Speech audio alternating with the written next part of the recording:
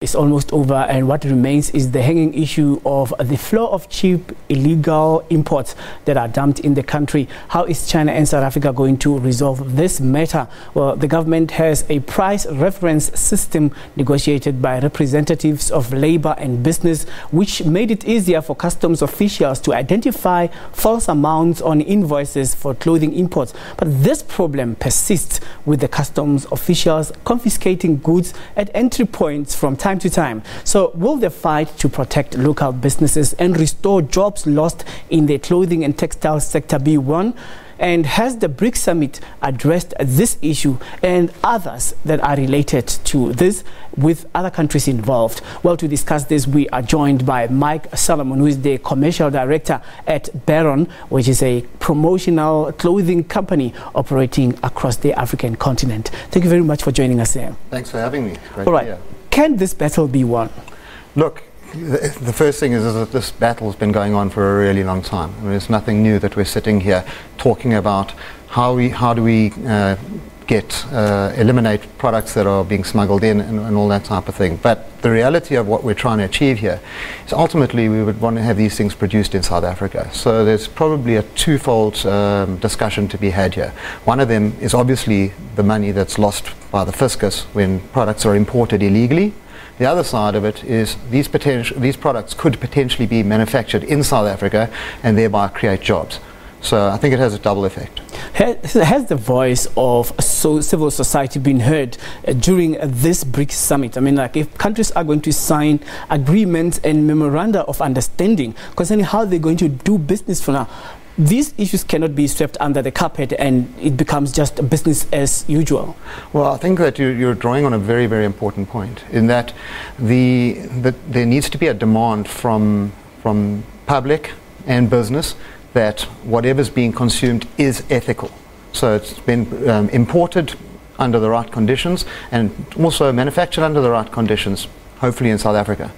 Now, when it comes to the voice of business being heard, if ever there are jobs lost, it means the factories had to close down. And some businesses had invested very much on these industries, and there are overheads that have to be accounted for. And there are board of directors that are involved in these privately owned companies. Now, do you think, and according to the way Brics has been going, the side of business in terms of how it's affected negatively has been addressed? I think, you know, the challenge is always in these things is there's a forum like Brics, there's discussion with Brics, and then the real question is, how does this translate into action on the ground? I think just getting onto the South African manufacturing industry, I mean, it once was a very, very powerful textile manufacturing industry. It still exists, but it certainly doesn't have the force that it once had.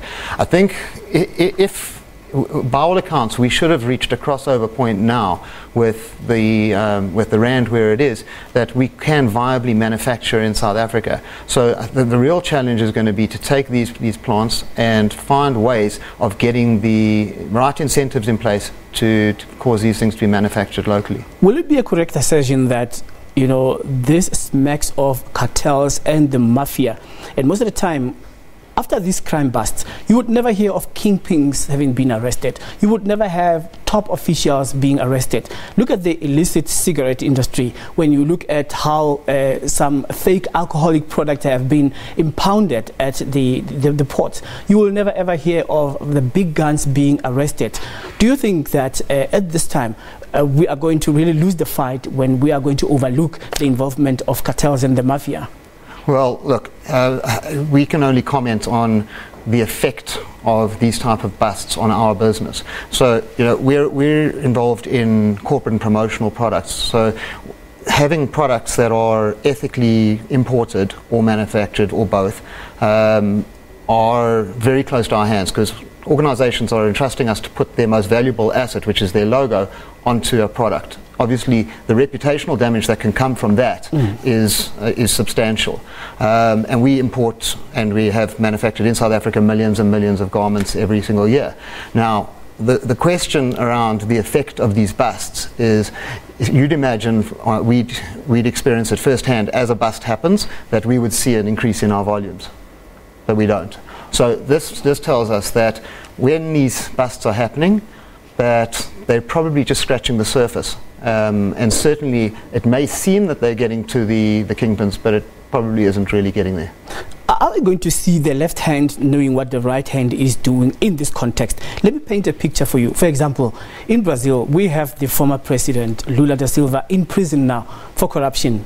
But in China, if you are corrupt, for example, recently a mayor has been sentenced to death for corruption. And in India, for example, you've been hearing some civil society groups calling for the prime minister there to be arrested. But in South Africa, you have heard about stories of corruption where CEOs, board members had been involved in corruption. But has anybody gone to jail? So when it comes to values and principles and norms of addressing corruption across the board, because it is a Brics grouping, do you think these countries are going to achieve what they've been talking about throughout this week? Look, we certainly have a relaxed attitude towards prosecution, and the mere fact that we keep discussing the same thing, and as I say, this has been going on for decades, not just years. But I think if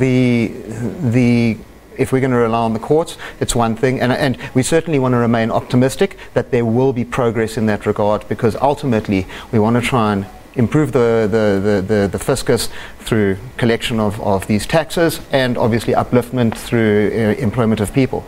But I think what's going to happen is the consumers who are getting these products, and if you take our type of product in particular, ultimately we need the corporates in South Africa to have a responsible stance.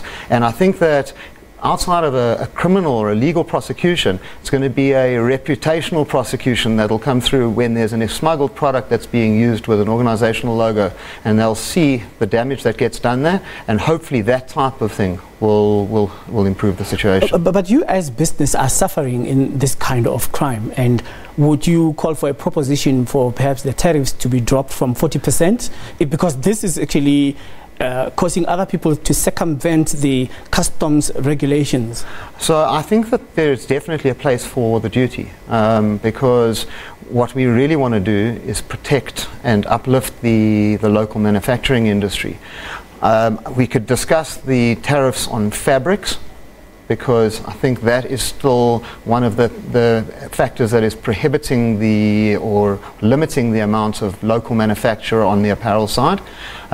So yeah, it sounds awkward, but I'm not sure I would be for pushing the tariff away completely. Why not? Because I mean, like you heard Donald Trump, he wants the Chinese products to be taxed. He also wants to increase the tariffs of steel and aluminum products from Canada as well. So what is your view with regards to the tariffs warfare that is now prevalent on the international trading stage? Well, you know, buying product from overseas, particularly in our game, is quite challenging. Your lead times are very long and your response times are long, and we're a predictive business and we sell millions and millions of garments, but we have to try and predict what we think the market's going to do. If we were producing locally, certainly it would assist our business dramatically. So I'm not asking for a reduction in the tariffs on imported products. I'm saying find a way to help us manufacture more products locally. Now, for all those fashion designers and all those who work in the tailoring industry, they are sitting at home and not working now. What is your proposition regarding restoring this industry and for people to gain their employment back so that the clothing and textile industry can be restored? I think it's relatively simple. We've got to try and make sure that we're directing the grants and the investment into these facilities, making sure that the skills that the country possessed are restored. And then, as I say, the tariff on fabrics that are imported to be converted into apparel, let's talk about trying to remove that. Let me pick your brain before you go on the issue of invoices. You know there is some way of covering up the data that comes with the goods that are from China to South Africa. But when you look at the database, the numbers don't resonate. So let me paint another example. There are trucks that usually arrive at malls and other shopping centers where there are no invoices at all. You see bags and bags of clothes, shoes, jackets, sunglasses, and so forth. No invoices at all. And the people who work there, when you go to purchase any item, you just get an invoice that is handwritten. And this doesn't show any paper trail with regards to value-added tax.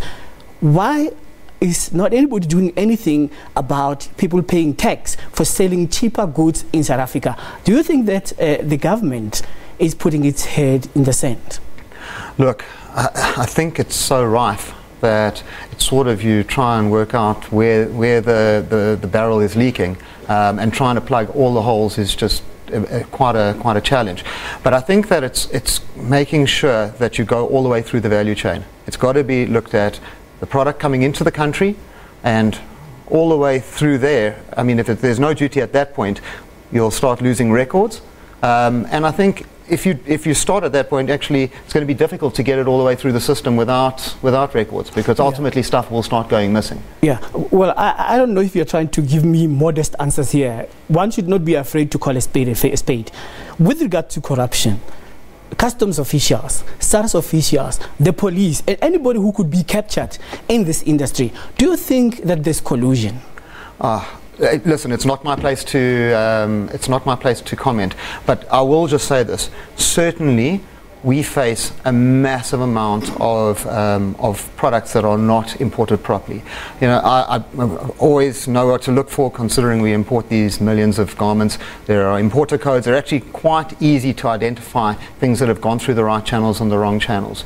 So I think, you know, we've got to try and rather look at ways of incentivizing to manufacture in South Africa, and rather than trying to stop it completely, just using policing of tariffs. As I say, you know, at a 45% duty, there's always going to be such a big incentive for someone to smuggle it in. All right, thank you so much. We are talking here to Mike Salomon, who is the commercial director at the clothing agency that operates across the African continent, and of course talking to us about the battle concerning illegally imported goods in the country. And